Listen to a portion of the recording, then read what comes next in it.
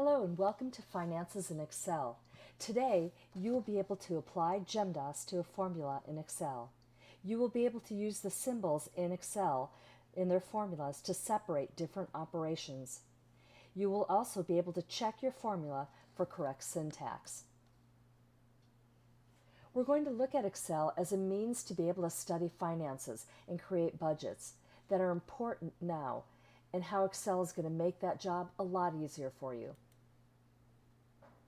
Let's start out with a survey.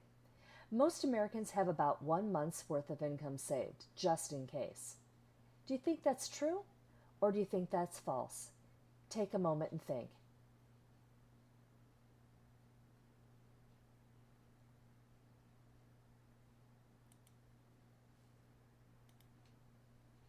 If you said false, you're correct.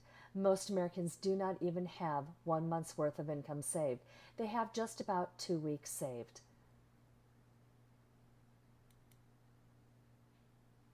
Let's take a look at some shocking personal finance statistics. The first one, 50% of Americans have less than 1 month's salary saved, as we just discovered.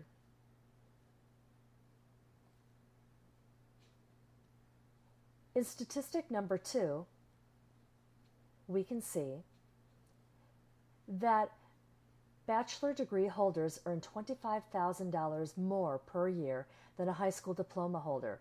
However, 2 million fresh graduates are out of jobs. 317 are waiters.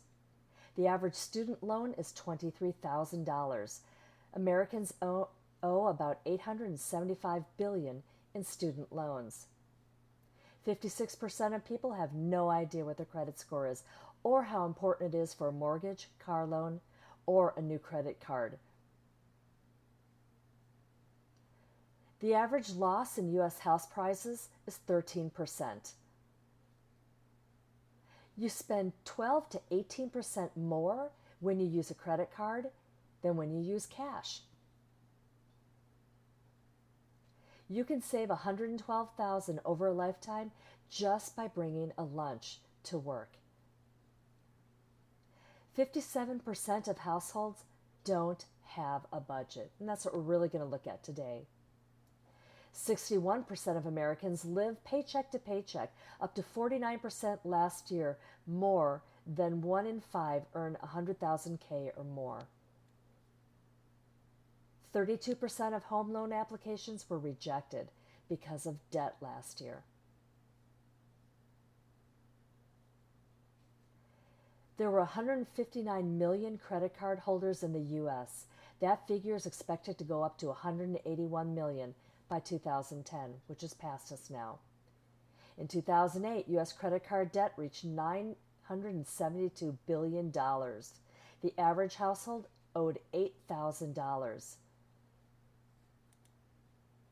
Financial literacy is the ability to use knowledge and skills to make an effective and informed money management decision. It's a lifelong process because your income changes. Most Americans are unfortunately financially illiterate, which leads to the problems that we just looked at. Let's take a look at this video. As you look at this video, I want you to think about some of the things that you're going to be hearing. I want you to think about some things that are surprising to you. Where does most people's debt come from? Why should you live within your means? What is financial planning? Thank you as you're watching this video. When I got my first big movie role, I took that paycheck and bought myself a shiny new Jeep. Man, I love that car. But by the time the third payment came due, I was out of money and had to hustle to try and hold on to it. The fact is, most of us are carrying debt, and lots of it. It's no wonder we have money problems. When you factor in inflation, the average person makes less money than their parents did 30 years ago. It's a jungle out there, a financial jungle, and it's easy to get lost unless you have the skills to find your way. I've grown up with a family that's always been in debt and always had trouble with finances and always worried about money. I've kind of turned away from that and just tried not to think about it. In high school, I remembered a couple of speakers about, managing your credit and your money and, looking for a job and all that. have a great impact just because it was at one time? My mom was a single parent, so when she did get money in, tended to spend it right away. And so I kind of grew up with the mindset of when you have money, go out to eat, go buy something. I really haven't had anybody to show me how to manage my money or anything like that. Here's a man who can show you a thing or two about making and managing money. Russell Simmons started out hustling on the streets in Queens, New York. Now he's a multimillionaire, but he learned about money the same way I did, the hard way. When I grew up, I always wanted every toy that I saw. I see young people are the same way today. I made some bad choices early on, but I was a little conservative. I was lucky enough that my parents taught me some things. You learn about managing your life, kind of trial and error. When Russell began his business career, he had little to guide him except street sense and a keen interest in a new music genre that would come to be known as hip-hop. When the major labels paid no attention to hip-hop music, Russell wasn't daunted by that. He sold records out of the trunk of a car, literally. In 1984, Russell and a partner launched the first hip-hop record label, Def Jam. He went on to manage some of hip-hop's greatest stars, but he didn't stop there. He brought hip-hop into the mainstream, creating television shows, films, and clothing lines. But he also wanted to start giving back. Russell was determined to give young people the skills to succeed in managing their money. Financial literacy is not taught in schools, and it's not necessarily handed down from generation to generation, so we got to supplement for that. Ludicrous! Russell co-founded the Hip Hop Summit Action Network, which puts on the Get Your Money Right seminar on personal finance. It brings together stars of the hip-hop world, music industry execs, and financial experts to help young folks learn that managing their money is an essential life skill. One of my financial mistakes is being wild with money. Save your money, live within your means. He's known as the godfather of hip-hop, Russell Simmons! If you're here, you've already taken the first step. You're taking stock in yourself, taking responsibility for yourself. Today's summit will be the 78th summit that we've had in 8 years. When we first started the Hip Hop Summit, we found out we had underestimated the readiness, the thirst and hunger of young people for this material. The good news for people who are starting out is that it actually isn't all that complicated to get your finances in order. I just started. This is all about getting you on the right path now before you make all the mistakes that your parents made or their peers made. I grew up with a rusted spoon in my mouth. I was poor. I'm the first generation of money in my family. I started with hard work. I started with getting my mind right. I got signed to Noontime Music when I was 19 and got my first $40,000. The only smart thing I did with that $40,000, I went to bank on my bank account. The most important thing is discipline. You have to know the difference between needs and wants. The Louis Vuitton, the Gucci product, and that's not really what it's about. Life is about being able to create a foundation for yourself. On my journey, trying to become Young Jock, it dawned on me that because I didn't have, I had no choice but to budget. Financial literacy and financial responsibility is not something you should take lightly. It may not only save your life, it will help you live a better quality of life. Hang around people who know more than you and get in groups of people who are like-minded so that you guys can elevate together. You come here now for inspiration. You see that the artists have taken these steps. You see that you have experts here to teach you. And you find out it's easy. This information can't get lost. It's everywhere. No matter how rich you are, you need to be able to afford your lifestyle. So that's something we have to teach young people. The summit has given many people their first steps. They come out empowered, connected, feeling like they can get their financial situation in order, get their house right or their money right. You too can get your money right. But those first steps are up to you. It seems like a lot to deal with, but you're about to meet some folks who are doing it and profiting from the power it gives them.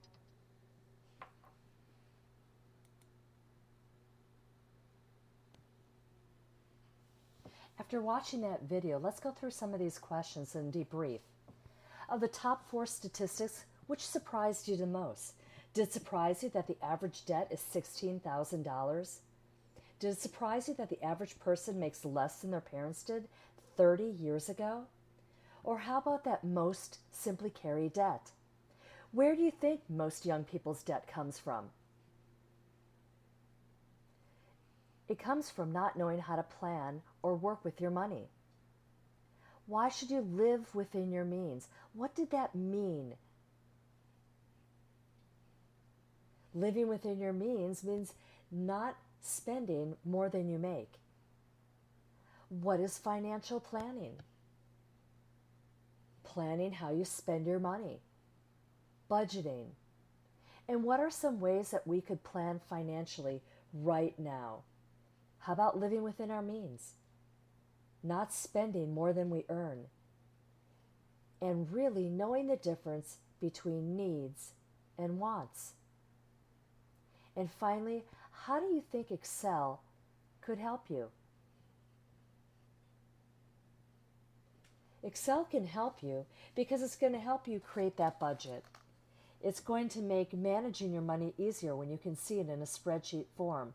You can make adjustments and play with different areas, saving more, saving a little less, putting it somewhere else, and see the way that affects your bottom line. You can upload Excel spreadsheets, your budget, to the cloud and access it anywhere so that if you need to make an adjustment, you can do that easily to see the effect before you go ahead and spend money. In order to make a budget, you're going to have to know a little bit more than adding and subtracting. We're going to have to look at complex formulas, and they're not hard. What are they? They simply involve more than one mathematical operation in a formula, like creating an average. When we create an average, we know that we add numbers together, and then we divide by the numbers that we added. We need to do that. In order to understand how to create that, we need to know that Excel uses the order of operations. Do you remember what the order of operations is from math class? It's the same for Excel. Excel uses the same math principles that you learn. So the first one is operations that are enclosed in parentheses are done first. And then it goes ahead and looks at the exponential calculations, or the power of. Then it solves multiplication and division, whichever comes first as you read left to right. Then it solves addition and subtraction, again, whichever comes first, reading left to right. Let's take a look at this application. In this problem, 120 divided by 8 minus 5, close paren, times 4 minus 2. What's the first thing the computer or that you would solve using GEMDAS or PEMDAS, depending on what you've learned in your math class? You're probably going to solve 8 minus 5 because it's in parentheses, and we solve the grouping or parentheses first. When we do that, 8 minus 5 is 3. We're left with the equation 120 divided by 3 times 4 minus 2. Well, what's the computer going to do next? Let's follow the rules. After grouping as exponents, do we have exponents? No, we don't. Do we have multiplication and division? Yes, we do. Let's read left to right. 120 divided by 3 minus 2. What are we going to solve first? We're going to solve the division because it comes up first. 120 divided by 3 is 40. And now we're left with 40 times 4 minus 2. What are we going to do next? We're going to multiply. 40 times 4 is 160. 160 minus 2 is 158. Our final answer is 158. That process is the exact process that Excel will use when it reads that formula that you've written. If you need to go back and listen to this again, please feel free to stop the video at any time and go back to what you've missed or what you need to review. Let's check our learning. Here are three of the same numbers. We need to be careful the way we have them. In other words, in this formula, this is 7 times 2 divided by 4. Here, we flip-flop the division and multiplication. Notice how different the answer is. We need to be careful to remember our rules for order of operations so that we understand the effect that putting in operators will have on our final answer. If we look down here, adding grouping, if it's not necessary, if it is necessary, knowing how to add that, again, can significantly change the answer in a problem. If you look at all 4 of them, the difference is quite significant just by adding paren and by following and adding the correct operator where it's needed.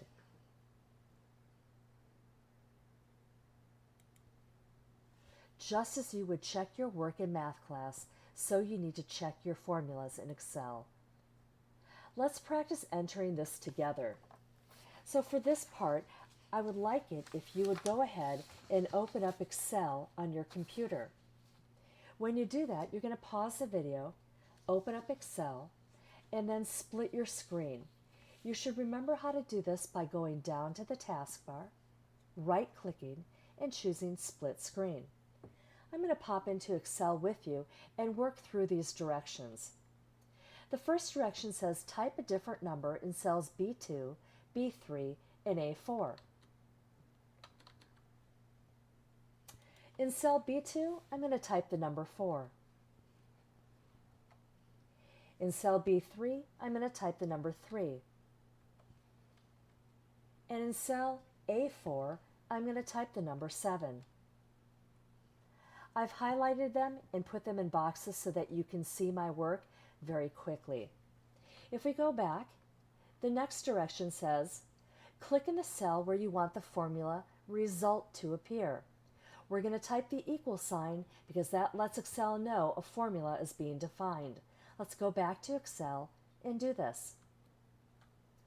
I go into Excel and I want my formula result to appear in cell C6. I'm going to click in cell C6 and I'm going to press the equal sign to let the computer know I'm going to type a formula.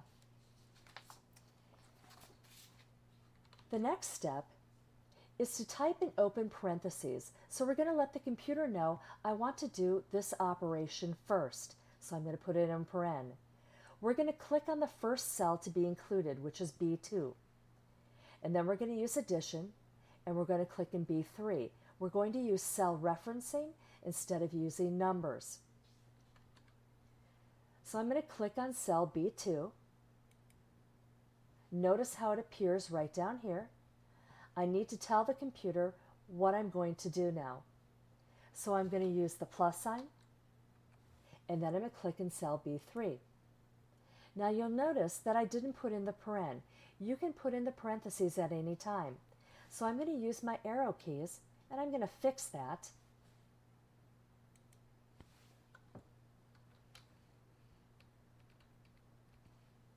So that it has the paren the way it should.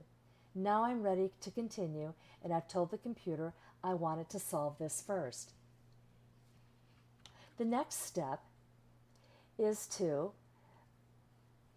end the B2 and B3 operation by adding the closed paren, which we did. We're going to type the next mathematical operator, or the multiplication symbol, to let Excel know that a multiplication operation is to be performed. And then we're going to click on the third cell to be included in the formula, which is A4. Very important, when we're all done, we're going to press enter, and that will stop the process of editing. So I'm going to type the multiplication sign in, and then I'm going to click on cell A4. Now remember, you have to type the operator in here because the computer doesn't naturally know that just because A4 is next to the paren that you want to multiply. You always have to be very explicit with the computer. When you're all done, you can either click on the check mark up here, or you can press enter. I'm going to press enter on my keyboard. The answer is shown right here. the addition of these two operations, 4 plus 3 is 7. And then I multiplied it times 7, and 7 times 7 is 49. If you need to go back and do this again, or you need some time to play with the numbers, feel free to stop the video at any time and go back and try this again. Do it with numbers that you're familiar with that are easy for you to add in your head so you can verify what you're doing. When you want to check your work, like in this example right here, what do we notice? Well, when we activate the cell, which is what's happening right down here, it shows us what it's doing in the formula. Notice that the blue coincides with the blue up here, and the red coincides with the red here. It's color-coded for you, which is really nice. It makes it easy to see what you're doing. How do you read the formula? Well, I noticed that it starts with an equal sign. It says B5, 75, minus B11, that's right here, 20. So 75 minus 20. 75 is larger than 20, and so I know that the number should be positive. And sure enough, in the answer, the response is positive. It's 55. You could do this mentally in your head as well, taking 75 and subtracting 20 from it. Look down, and you know that 55 is correct. The advantage to using this and using cell references, don't forget, as we pop back into Excel, is if I change a number, and I'm going to change the 4 to a 5, you're going to notice that the formula automatically updates because the formula is tied to the cell, not to the number.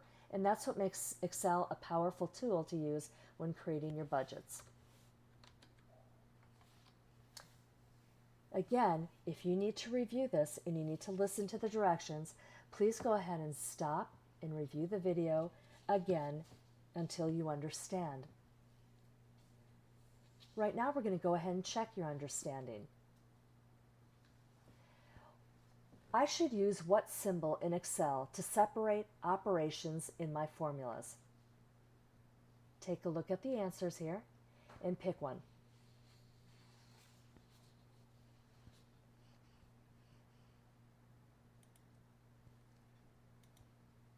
Hopefully you chose the parentheses. That's what we use to separate what we wanted the computer to do first from the rest of the operations.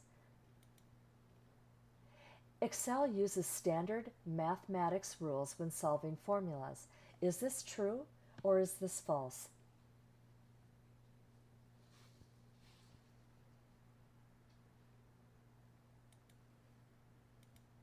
Hopefully you said true, because it does. Remember, it uses GEMDAS or PEMDAS, whatever you're using in your math class right now. Grouping, exponents, multiplication, division, addition, and subtraction. I can check my answers in Excel by activating cell with formula, matching colors with cells selected, and estimating or using mental math, trusting the computer knows what it's doing, or changing numbers in affected cells to see if the formula updates.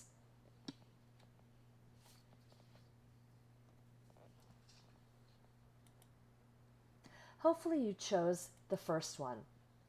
Remember that we can activate the cell, match the colors up with the formula, and do mental math to make sure that it's doing the right thing. You're going to open the Excel workbook Student Budget that's with this video and follow the directions found on the first worksheet. When you're done, go ahead and compare those answers. Pause the video until you are done. When you are done with the student budget, come back and restart.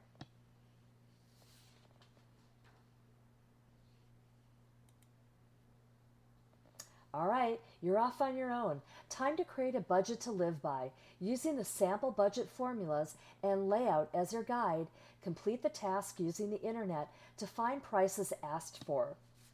Good luck, and I hope this starts you out with a great financial literacy and planning exercise. Thank you. Again, if at any time something was unclear, please feel free to stop the video and review until you understand. Thank you.